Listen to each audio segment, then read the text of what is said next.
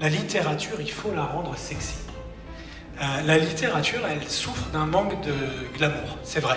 Et je crois que Cannes, que les grands hôtels de Cannes, que l'ambiance de cette ville, c'est quelque chose qui est très précieux justement autour de ce festival, autour du livre, parce que ça lui donne ce glamour et je vois pas pourquoi David Fokinos n'est pas moins sexy que Taylor Swift. Je veux vraiment vous dire merci, merci d'être là ce soir, d'avoir pris de votre temps pour soutenir cet ambitieux projet événementiel, culturel et citoyen.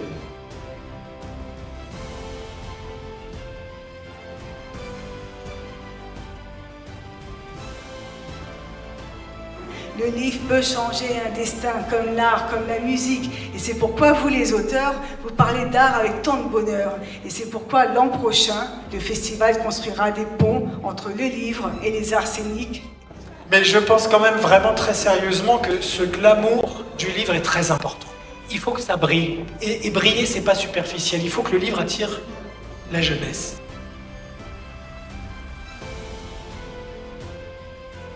Un maire qui soutient bien évidemment la lecture, le livre, un véritable lien social. Oui, on a beaucoup de choses à dire, nous, la ville de Cannes, sur la littérature. L'idée, c'est de festivaliser, comme on le dit ici à Cannes, l'art du livre. C'est réjouissant d'avoir un événement autour de la littérature à Cannes et que l'on puisse longtemps utiliser le livre pour briser la glace de nos cœurs. Et quoi de mieux pour faire des rencontres que la culture? Donc évidemment, lorsque ma camarade, ma présidente Christine, est venue me proposer ce projet avec Rod et Sandrine, je n'ai pas pu résister. C'est une école qui donne aux enfants envie d'apprendre avec bienveillance pour devenir des citoyens qui seront aptes à affronter la société que nous leur laissons. Regardons nos enfants et c'est là où il y a un espoir. Donnons-leur la possibilité de les accompagner pour qu'ils deviennent ce qu'ils ont à devenir. Ce soir, un livre, un destin, merveilleux. Un très grand merci pour cette opportunité. On m'a donné le privilège ce soir d'accueillir un grand écrivain. Et qui n'aime pas Clara? Je dirais surtout qui n'aime pas David. Soyez le bienvenu. C'est-à-dire que moi qui n'aimais pas lire, j'ai commencé à souligner toutes les phrases, à me rendre compte de la beauté de la langue. Et c'est vrai que je pouvais certainement pas imaginer qu'à ce moment-là, la littérature entrerait dans ma vie. Je pensais pas non plus pouvoir rencontrer le succès. Ça s'est fait vraiment tardivement, hein, au bout de 10 ans avec la délicatesse. Et je pensais pas pouvoir être invité à Cannes dans cette soirée très sympa.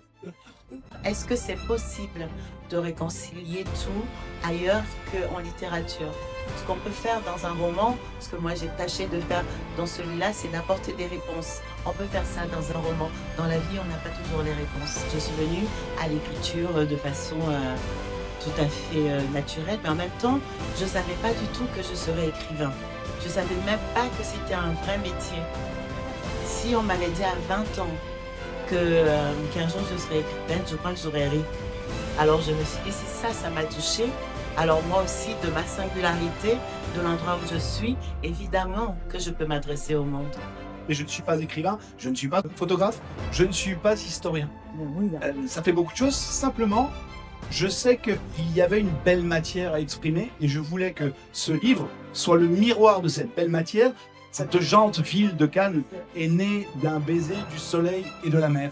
C'est exactement ça, Cannes. C'est Thierry Frémaux qui est directeur de la collection de cinéma de Haute-Sud. Et donc, il m'a vu un jour, il m'a dit que tu veux absolument que tu fasses la biographie. Moi, je suis arrivé à la littérature et à aimer les livres par la musique. Je suis tombé amoureux donc de la chanson et qui m'a amené après à tomber amoureux des auteurs.